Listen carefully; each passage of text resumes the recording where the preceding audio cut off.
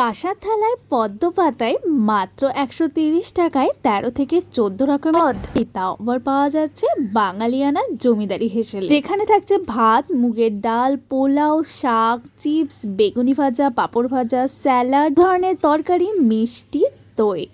আর এছাড়া আপনারা এখানে পেয়ে যাবেন আরও নতুনত্ব ধরনের পদ, যেমন ডাব চিংড়ি, ইলিশ ভাপা। ডাব চিংড়িটা হচ্ছে মাত্র ২৫০ টাকা, ইলিশ ভাপাটা দুর্দান্ত হয়েছিল, তার সাথে ভেতরের অ্যাম্বিয়েন্স কিন্তু দুর্দান্ত।